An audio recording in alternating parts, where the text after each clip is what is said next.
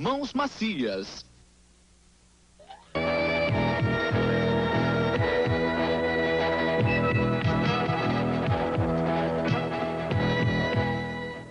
Boa noite. Nossas duas reportagens. A entrada das máfias da Turquia e da Itália no Brasil.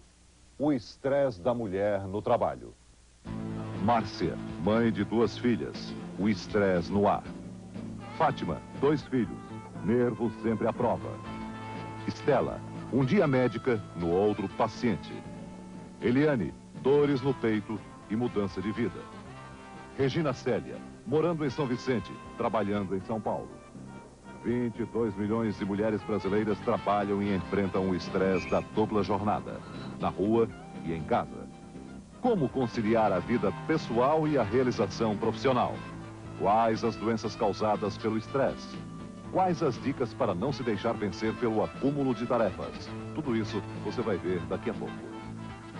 Nossa primeira reportagem. A segunda maior apreensão de cocaína no Brasil, que aconteceu esta semana em Fortaleza, trouxe uma surpresa. 2 máfias, a italiana e a turca, se aliaram para usar o Brasil como rota no tráfico de drogas. Uma surpresa estava reservada para os agentes federais que nesta terça-feira apreenderam 600 quilos de cocaína em Fortaleza. Pela primeira vez, a Polícia Federal conseguiu detectar a presença da máfia turca no Brasil. 2 jordanianos e 2 libaneses foram contratados por italianos pertencentes à máfia siciliana para embarcar para a Itália mais de 1 tonelada de cocaína.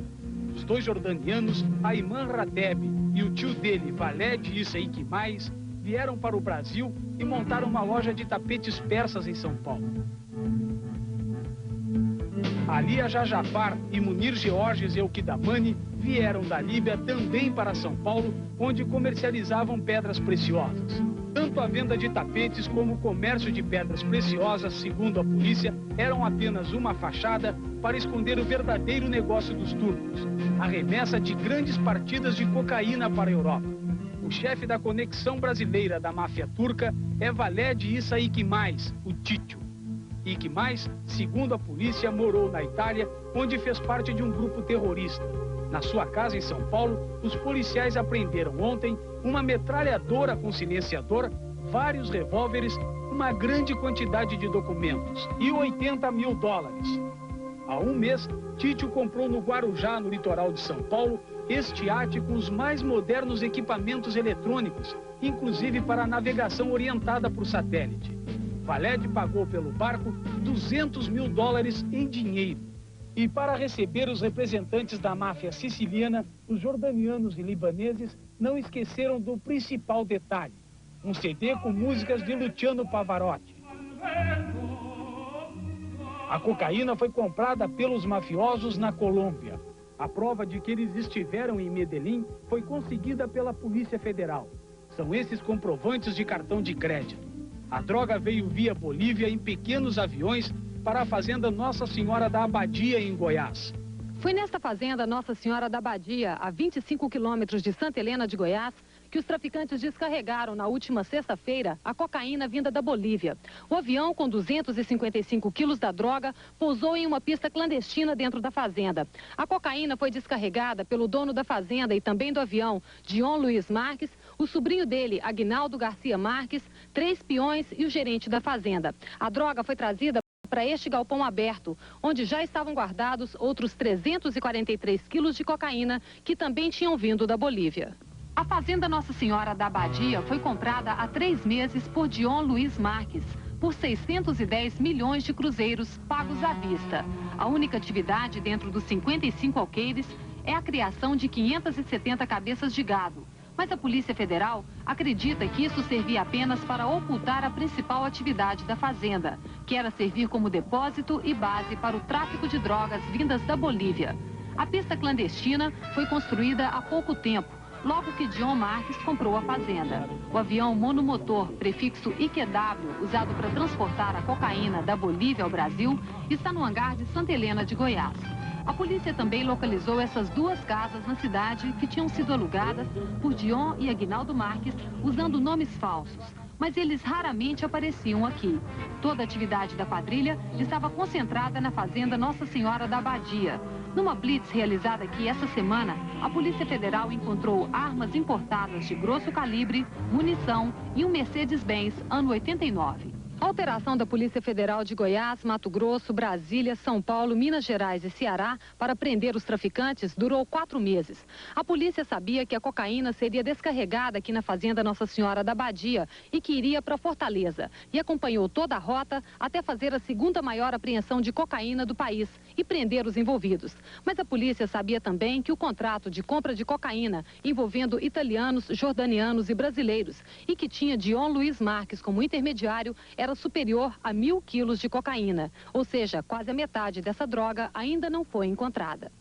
Para transportar a droga de Goiás até Fortaleza, Dion investiu 105 milhões de cruzeiros. Ele comprou este caminhão por 90 milhões.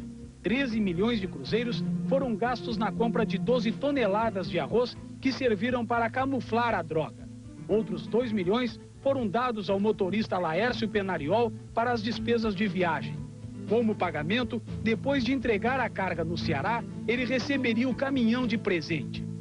Toda a viagem de mais de 3.200 quilômetros foi acompanhada pela polícia. Em Fortaleza, os mafiosos se hospedaram em hotéis luxuosos da orla como se fossem simples turistas. Depois, alugaram 2 casas numa das melhores praias cearenses. A primeira casa na Praia do Cumbuco foi reservada para os italianos. Os mafiosos pagaram de aluguel 2 milhões de cruzeiros por semana. Francesco Sculi e Antônio Sanchetucci chegaram a Fortaleza há 20 dias vindos da Sicília. Eles foram recebidos no aeroporto pelos 2 jordanianos. A outra casa fica a apenas 5 quilômetros de onde estavam os italianos. Num local sem movimento, a casa é protegida da curiosidade dos vizinhos.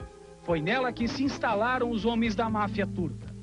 Segundo a Polícia Federal, este seria o local de embarque da cocaína. A lancha, inclusive, já tinha encostado uma vez ali bem próximo da praia, como se os traficantes estivessem ensaiando a operação de embarque. Mas o que eles não sabiam era que tudo estava sendo acompanhado por agentes da Polícia Federal numa corveta da Marinha, chamada para uma abordagem em alto mar, caso a droga fosse mesmo embarcada ou os traficantes tentassem fugir na lancha.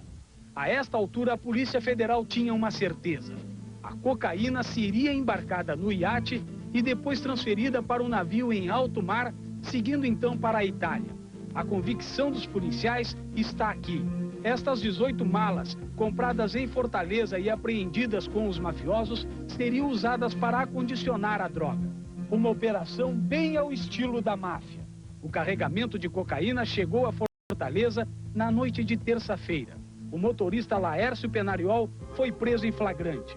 As 12 toneladas de arroz foram descarregadas na sede da Superintendência da Polícia Federal do Ceará. Embaixo das sacas estavam 600 quilos de cocaína. Por incrível que pareça, as 2 maiores apreensões de cocaína do país foram feitas em menos de 1 ano aqui em Fortaleza. O local que até então não era considerado como um corredor de escoamento da droga. Em agosto do ano passado foram apreendidos 646 quilos de cocaína. A droga estava embalada em pacotes que pareciam inhames. Desta vez, os traficantes não se preocuparam em camuflar a cocaína. Eles apenas colocaram um pó de café nas embalagens para tentar despistar cães farejadores. No xadrez da Polícia Federal do Ceará estão presos até agora 8 homens. O motorista Laércio Penariol, os jordanianos Ayman Rateb e Valed Issa Iquimais, os libaneses Mumir Georges Eukidamani e Alia Jajafar, o brasileiro Dion Luiz Marques e os mafiosos italianos Francesco Sculi e Antônio Sanchetucci. Com a quadrilha foi apreendida uma verdadeira fortuna em dólares, liras italianas e francos suíços. Isso trouxe uma certeza para os policiais. A máfia está investindo alto aqui no Brasil. A cocaína apreendida custou à máfia siciliana 20 milhões de dólares, hoje cerca de 80 bilhões de cruzeiros. Um investimento que os mafiosos certamente vão querer recuperar um dia. Saber dizer não é uma conquista. Dizer não às drogas, às máfias que atacam a saúde da sociedade e dizer não ao estresse que destrói a saúde do indivíduo. Daqui a pouco, vamos ver como as mulheres brasileiras, apesar da dupla jornada de trabalho na rua. Hoje em dia, a maioria das mulheres brasileiras trabalha. Mas, além do emprego, elas também trabalham em casa, cuidando dos filhos, do marido, das tarefas domésticas. E muitas se estressam, adoecem, por não conseguirem lidar com tanta sobrecarga. Nossa reportagem mostra a vida, os problemas e as soluções de mulheres de São Paulo, do Rio e do Rio Grande do Sul. Uma boa amostra do estresse da mulher brasileira.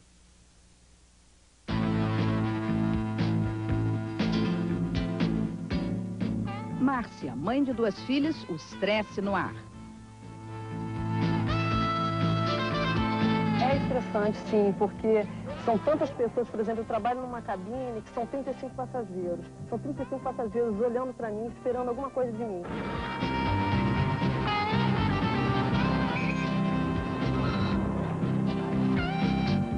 Fátima, 2 filhos, nervos sempre à prova.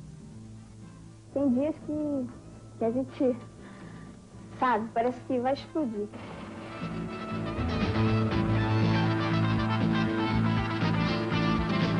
Fernanda e o desafio da mulher. Ela vive numa tensão existencial permanente para conciliar a vida como profissional e como mãe.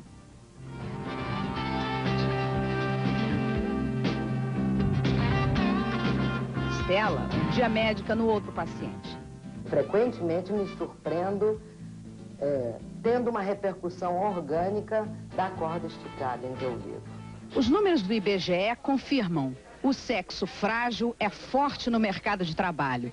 Mais de 22 milhões de mulheres no Brasil trabalham fora hoje em dia, o que significa que elas representam quase 36% de toda a mão de obra nacional. A entrada das mulheres em áreas que até há poucas décadas eram só dos homens, criou um fenômeno cultural que já está plenamente integrado ao dia a dia da família. É a dupla jornada de trabalho da mulher, em casa e fora de casa. Essa participação feminina é bem positiva, mas gera efeitos negativos. De alguns desses efeitos, nem a própria mulher se dá conta. Falta pouco tempo para o bebê de Maria de Fátima nascer, mas ela quer trabalhar até a última hora, como fazem tantas mulheres hoje em dia. Fátima trabalha em tempo integral numa repartição pública, num setor de atendimento direto aos clientes. Neste emprego, ela exerce apenas uma função. Em casa, ela se desdobra em várias tarefas. Arrumadeira, cozinheira, faxineira, esposa, mãe. O marido ajuda no que pode quando sobra tempo, porque ele também trabalha o dia inteiro. No aperto, Fátima recorre à ajuda inevitável da mamãe. Como é que você faz para administrar a sua vida? É complicado, né? Porque estou sem empregada, quer dizer, já é uma coisa bem difícil ficar sem empregada. Além do mais, trabalho o dia inteiro, né? E com 2 filhos pequenos, né? E um terceiro para chegar? Para chegar, né? É bem difícil, quer dizer, é uma luta constante o tempo todo.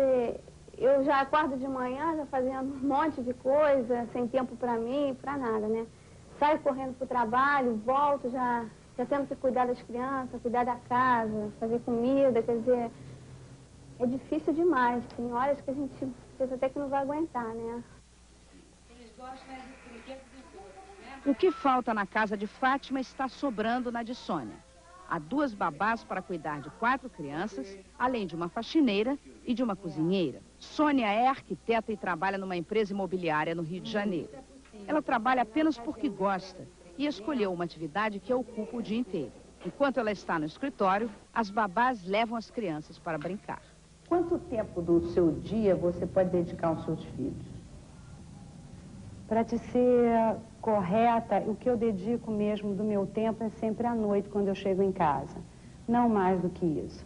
Agora é uma noite de qualidade, tá? Uma noite de muita qualidade. Eu me dedico integralmente a eles. Chego em casa, eu deixo a bolsa, largo tudo e fico com eles até esgotar, ou seja, até o sono chegar e não ter mais o que fazer. Aí, depois disso, eu vou tomar banho, eu vou jantar, eu vou cuidar de mim, mas esse é o meu ritual. Além do marido, ela conta com um aliado importante para partilhar seus problemas. O chefe, que aprecia a participação das mulheres no mercado de trabalho. Como é que o senhor convive com os problemas da dupla jornada feminina, no escritório e em casa? Eu acho que a administração do problema doméstico e profissional cabe a ela, saber administrar. É onde se demonstra a grande competência da mulher nesse aspecto. Que um homem tivesse que cuidar de filhos, marido, a casa, no caso, roupas e coisas domésticas, e a parte profissional, eu como homem me enrolaria. Eu acho que eu ia conseguir me enrolar muito. A mulher consegue fazer isso. Como administrar as demandas de uma vida corrida entre o trabalho e a casa? O importante é, no momento em que você está executando cada uma das facetas da sua vida, você esteja integralmente executando esta faceta. E se dar a oportunidade de abafar um pouquinho as outras e se concentrar numa só. Maura tem um cargo executivo numa empresa do mercado financeiro. Ela é separada, tem 2 filhos e também se vale das tarefas essenciais das empregadas domésticas, que mantêm ordem em sua casa enquanto ela cuida de negócios na ponte aérea Rio-São Paulo. Os seus colegas homens a veem como uma igual? Olha, eu acredito que sim, pela própria evolução da minha vida profissional. Eu imagino que se assim não fosse, eu teria sentido. Eu acho que sim, isso, felizmente, é um ambiente saudável nesse sentido.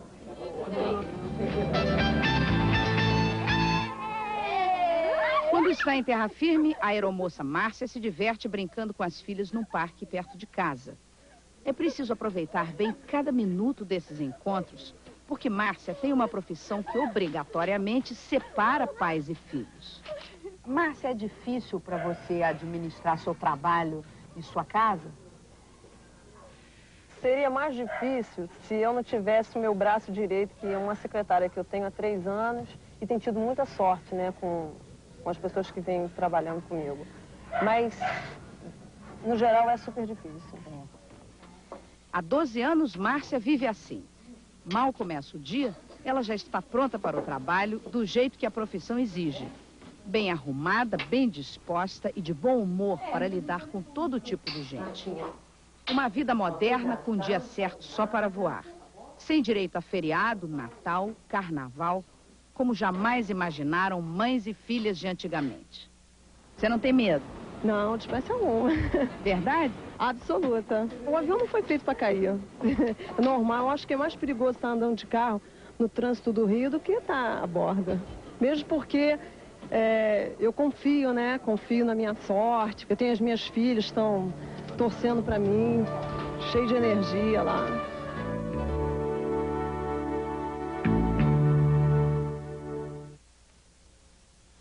Chega a hora em que a corda esticada demais estoura. O estresse aparece em dores, doenças, depressão. Daqui a pouco, os exames que detectam o estresse e a orientação médica que leva a mulher a mudar de vida. Anos Rebeldes, hoje, depois do Globo Repórter.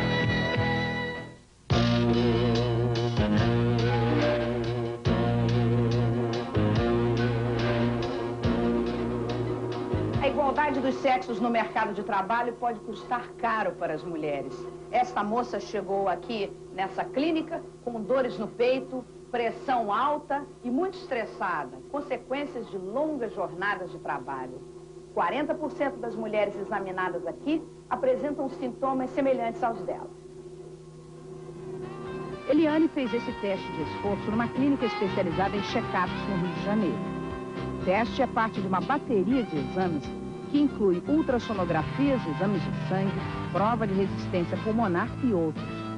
Eliane é advogada e executiva numa grande empresa e passou muitos anos cuidando mais do trabalho que da saúde. Ela só fez o primeiro check-up quando passou mal. O resultado foi um sinal de alerta. Estava na hora de mudar de vida. Seu ritmo de trabalho mudou? Mudou. Antigamente eu deixava o trabalho tomar conta da minha vida. Não existia horário de almoço, não existia horário para sair. Então, hoje em dia, por mais que eu esteja assoberbada, eu tiro aquele meu horário de almoço, que é sagrado, Se você não tiver esse horário para você, eu vou acabar entrando num estresse. Em um ano, a mudança mostra seus efeitos verificados no resultado do segundo check-up. Eliane não sente mais dores no peito nem está estressada. A taxa de gorduras no sangue diminuiu. A pressão arterial, que estava alta, voltou ao normal. Ela não tem mais taquicardia e nem insônia. Quais são as doenças que a mulher adquire por causa do trabalho e também da dupla jornada da vida dela, no escritório e em casa? Decorrente da vida sedentária que levam, hoje elas vêm apresentando doenças que antes eram mais comuns aos homens, como gastrites, enfisemas, aumento da pressão arterial, taquicardia, insônia, viu? E nós orientamos essas pacientes a terem um programa de medicina preventiva, realizarem um check-up médico periódico, para detectarmos esses desvios de saúde e, a partir daí, podemos orientá-las da forma mais correta possível. Cuidar da saúde dos outros é muito estressante para esta médica, mãe de 3 filhos. A doutora Estela, com frequência, diagnostica em si mesma os sintomas da sobrecarga, como problemas digestivos, pressão alta e batimentos cardíacos acelerados. A mulher passou a beber mais, a mulher passou a fumar mais, a mulher passou a dormir menos, a mulher passou realmente a participar com o homem ombro a ombro, não percebendo que dentro dessa necessidade de competir, ela estava se competindo também nas coisas ruins, quer dizer, nos vícios e nos maus hábitos de vida. De uma forma ou de outra, todas sofrem os efeitos de tanto trabalho. Existe um cansaço, às vezes existe uma certa irritação de você não cumprir determinadas coisas que você se propõe a fazer no dia. No ciclo pré-menstrual, eu sinto dor de cabeça, tonteira. Realmente tem vários efeitos. Tem dias que a gente, sabe, parece que vai explodir. Essa tensão provoca problemas digestivos, problemas de cefaleias, dores de cabeça frequentes, eleva a pressão arterial, dá alterações de pele, enfim, uma série de coisas que você sente que estão voltando com um bumerangue na sua cabeça. Esta pesquisadora da Fundação Oswaldo Cruz, no Rio de Janeiro, é uma das poucas que estudam a situação da mulher que trabalha fora. Ela se desdobra em múltiplas atividades como mãe e profissional. Fernanda acredita que a participação da mulher no mercado de trabalho é positiva porque ela adquiriu cidadania como trabalhadora. Mas isso trouxe também uma série de desgastes. Costumo dizer que a jornada da mulher é uma jornada extensa. Ela não é dupla, ela não para. Porque no trabalho a mulher está preocupada com o filho, em casa ela está preocupada porque ela vai chegar atrasada, porque ela tem que levar o filho na escola, ela tem que fazer o almoço e ela pode perder o emprego. Então ela vive numa tensão existencial permanente para conciliar a vida como profissional e como mãe. São muitos os sacrifícios da mulher que enfrenta todo dia uma dupla jornada de trabalho. Mas todas as trabalhadoras com quem conversamos disseram adorar o que fazem. Só largariam os empregos se fosse absolutamente necessário. Eu me sinto super realizada nessa profissão. Eu estou satisfeita com a vida que eu levo. Eu só queria ter mais tempo para fazer as coisas que eu gosto. Não adianta você também trabalhar, correr, né, em busca de um ideal e não cuidar da tua saúde. No resultado final, no finalzinho daquele dia, quando eu vou me deitar, eu tenho certeza que tudo valeu a pena. Daqui a pouco vamos a São Paulo para mostrar o estresse das mulheres que ganham menos de 3 salários mínimos. Regina Célia mora em São Vicente e trabalha em São Paulo. Como ela, milhões de mulheres têm pouco tempo para a vida pessoal. Em Porto Alegre, uma mulher que venceu o estresse explica num livro por que a mulher brasileira se estressa tanto. As mulheres de arte, hoje no Corujão. Heloísa, uma jovem. Uma fábrica de peças para automóveis. Aqui, o trabalho é barulhento e as luvas vivem cheias de graxa. Apertar parafusos com precisão e encaixar peças minúsculas nos carburadores é tarefa para a mulher. Na linha de montagem, trabalham 1.700 operárias. Ninguém tem mais cuidado, mais paciência. Nenhum homem seria tão meticuloso. A mulher operária ganha pouco e divide com os homens as mesmas tarefas duras no dia a dia da fábrica. Algumas recebem menos do que os colegas homens que fazem o mesmo trabalho. E nem todas têm as mesmas oportunidades na carreira. Se fosse para trabalhar lá nas máquinas, ganha mais lá, não ganha? Ganha. Por que as mulheres não trabalham lá? Também não sei, não tem campo para isso, porque eu já tentei. Esse setor eu já tentei. Não tem campo profissional para mulher. Por quê? É discriminação. É um lugar de homens? É para homens. Uma mulher se sentiria mal ali, trabalhando junto com outros homens? Eu acho que a mulher não. Quem se sentiria mal era o homem. Sem muitos horizontes na profissão, as operárias ainda enfrentam problemas comuns à maioria dos trabalhadores de baixa renda.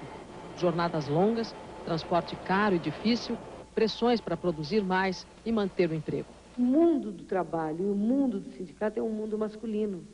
O único mundo que é considerado o mundo feminino é o mundo do doméstico, que é o mundo da casa e a cozinha. Longe de casa, o serviço pode ser monótono e cansativo, mas para muitas mulheres, a rotina da fábrica é a melhor parte do dia. Edna, quando sai da gráfica e vai para casa, faz o jantar, lava a louça, lava e passa toda a roupa. Ela tem 26 anos, é solteira, mora com a mãe, o padrasto e 5 irmãos. Todos homens, todos na escola, menos Edna. Parei porque não dava, alguém tinha que fazer o serviço em casa, né? Então, eu ajudo a minha mãe. Se eu estudar, não dá para ajudar ela. Mas e por que você não tenta dividir o serviço? Por que ele não parou de estudar para ficar ajudando a sua mãe? Eu não sei. Porque ele é homem, né? No caso, quem tem que fazer o serviço doméstico de casa sou eu, né? Mulher. Teu marido não ajuda nada? Não ajuda nada. Não lava uma louça? Não. De maneira nenhuma. Não faz questão de me ajudar de jeito nenhum. Sinto muito eu falar, né? Mas é a realidade. Você faz jantar, lava... Faço jantar, lavo louça, lavo roupa, não pago nada. E isso quando você chega depois de um dia de trabalho? Depois de um dia de trabalho que chego na minha casa para fazer isso. E aí, quando você encontra seu marido, ele espera que você esteja alegre. Alegre, contente, sorrindo para ele. Nada de cara feia, porque se fazer cara feia já é um problema na minha casa. Tem que estar sempre ali, bonitinha, cheirosinha. Na fábrica, ninguém trabalha no fim de semana. Mas, na verdade, uma operária não tem dia de folga. Você faz sábado e domingo? No sábado eu faço faxina, domingo eu tenho feira e tem sábado que tem supermercado também, né? Então... Quer dizer, descansar nunca? Só um pouquinho de domingo, na parte da tarde. O destino da mulher de baixa renda é o trabalho. Cedo elas aprendem que a vida oferece pouco prazer e que elas não são donas do seu tempo. Para elas, além do serviço de casa, estão reservadas as tarefas mais monótonas, as mais alienantes, as que exigem mais paciência. Aquelas em que a única função é repetir movimentos. Essas mulheres sabem que na repetição dos gestos, elas precisam encontrar o prazer do trabalho. São mais de 10 mil toques por hora. Tempo em que as mãos ficam tão automáticas quanto o teclado do terminal do computador. Às vezes você também está digitando, passa a digitar automaticamente, você está pensando em outra coisa, está muito longe daqui. Desocupado com algum problema de casa. Então... Mas tem que segurar a cabeça. Tem que segurar a cabeça, ao mesmo tempo você tem que estar lá e aqui e conseguir manter os dois juntos. Dentro do banco, os pensamentos de Regina Célia estão concentrados na casa dela, onde ficaram os filhos, nas poucas horas de sono, nos gestos que ela vai repetir. Todos os dias, ela tem de viajar 2 horas e meia entre São Vicente, onde mora, e o centro de São Paulo, onde trabalha. Que hora você vai dormir? Eu durmo bem tarde, eu durmo entre 11 e 11h30, levanto às 4. Bem pouco tempo mesmo dá para dormir.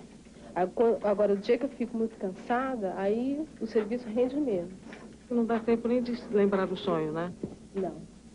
É só encostar e dormir. Sonhar, não. Olha, dificilmente eu lembro que eu sonhei.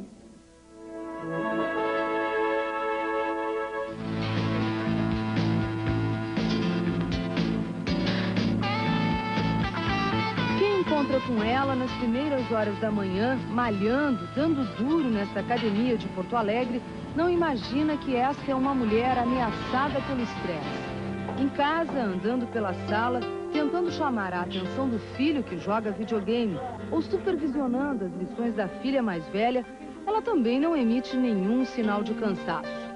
Na cozinha, 2 empregadas fazem o almoço e deixam claro que a dona da casa não tem muita intimidade com as tarefas domésticas. De onde vem, afinal, a ameaça de estresse que pesa contra Elizabeth Pereira, 34 anos, médica? Para responder a essa pergunta, vamos entrar numa sala de cirurgia. Aqui ela nos mostra por que não pode, de jeito nenhum, sofrer os efeitos de um estresse. Pelo menos, o que ela considera estresse negativo. Mas é aqui na central de endoscopia do Hospital Moinhos de Vento que a doutora Elizabeth Pereira vive com mais intensidade o que ela chama de estresse positivo. Ela consegue transformar o estresse em energia para trabalhar cada vez melhor. Minha melhor maneira de controlar o estresse é gostando muito do que eu faço. Sem dúvida, eu adoro operar. Eu adoro a minha profissão de médico. E o estresse doméstico, aquele que obriga a controlar e a conciliar horários com alimentação, almoço e janta, como é que a senhora faz para controlar esse estresse? Eu tenho uma agenda maleável. Apesar de trabalhar um ritmo muito intenso, eu trabalho muitas horas por dia, eu me permito alguns momentos para mim. Eu me permito fazer ginástica pelo menos 3 vezes por semana, que é uma coisa que realmente me faz muito bem, faz com que eu tenha também uma descarga física, não só uma descarga mental. Descarga mental? Ana Maria Rossi não precisou estudar medicina para descobrir o que é isso. Quando preparava sua tese de mestrado nos Estados Unidos, ela teve um esgotamento e sentiu na própria pele o que é um estresse. De volta ao Brasil, a doutora Ana Maria Rossi lançou um livro sobre a importância do autocontrole no tratamento do estresse. Hoje, no seu consultório, ao lado dos diplomas, ela exibe medalhas de maratonista. Correr é a forma pessoal da psicóloga para combater a tensão. No trabalho, ela corre atrás de soluções para esse problema que angustia as mulheres do mundo inteiro. A doutora Ana Maria Rossi descobriu também que a mulher brasileira sofre da síndrome da supermulher. Ela tem necessidade de fazer tudo, mas fazer tudo absolutamente perfeito. Doutora, que consequências traz para a mulher este empenho em ser perfeita? A mulher brasileira identifica a sobrecarga como a primeira causa de estresse. Isso pode ser devido a 2 razões. A primeira é que a mulher tem a percepção de que ela precisa trabalhar o dobro do homem para ter o mesmo grau de reconhecimento. E, em segundo lugar, a mulher tem uma diversidade muito grande de papéis que ela desempenha. Ela é profissional, ela é mãe, ela é esposa, ela é amiga, e isso cria um desconforto muito grande. Se ela não orquestrar muito bem isso aí, ela vai ter alguns problemas. E, acima disso, existe também um problema de responsabilidade da mulher.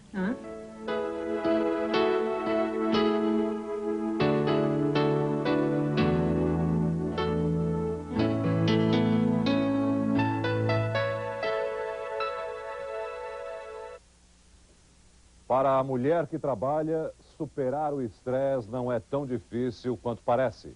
As dicas dos especialistas você vai ver daqui a pouco. Daqui a pouco.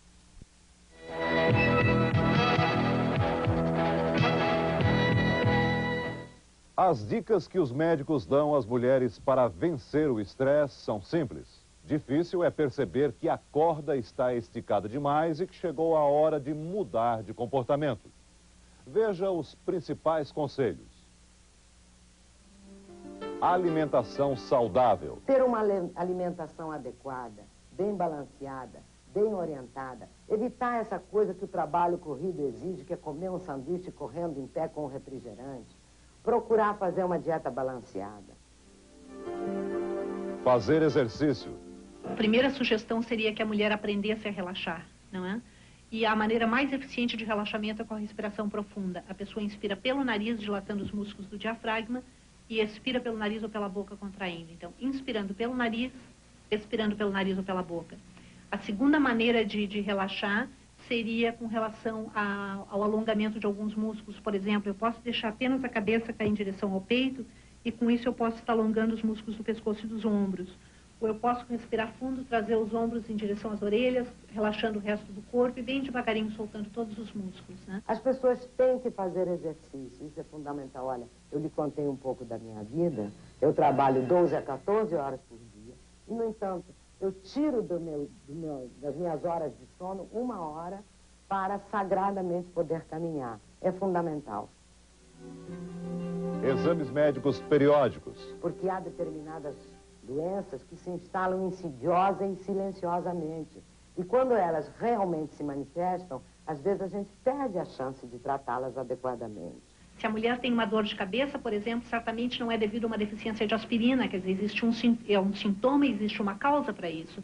Então ela deve de se ouvir, ela deve de prestar atenção para saber qual é aquela causa, se ela tem controle ou não sobre aquilo, e o que ela pode fazer para evitar ou sanar o problema. Aproveitar as horas de folga. O lazer é fundamental. Ter um hobby é fundamental. Conseguir se reunir com pessoas em que fale de outros assuntos que não da sua profissão é fundamental. Uma outra maneira, naturalmente, é uma coisa que a gente vem esquecendo de fazer, que é rir. Mas está difícil. Está difícil. Mas mesmo que seja um riso provocado, um riso artificial, ainda provocaria algum tipo de benefício, porque o riso, ele relaxa os músculos, principalmente dos maxilares, que nós usamos para concentrar muito o controle das nossas emoções. Estabelecer prioridades. A mulher tem a tendência de fazer as coisas com perfeição e ela quer fazer tudo com perfeição. Isso não é nem possível, né? Então ela vai ter que estabelecer algumas prioridades e colocar o esforço dependendo da importância dessas prioridades para ela. Como esposa, como mãe, como estudante, como filha, né? Aprender a dizer não. A mulher tende a se sobrecarregar, ela quer ser boazinha, né? Então ela tende a se sobrecarregar com tarefas que muitas vezes ela não consegue nem executar de uma maneira saudável. Então eu acho que ela precisa aprender a dizer não. Isso é muito importante.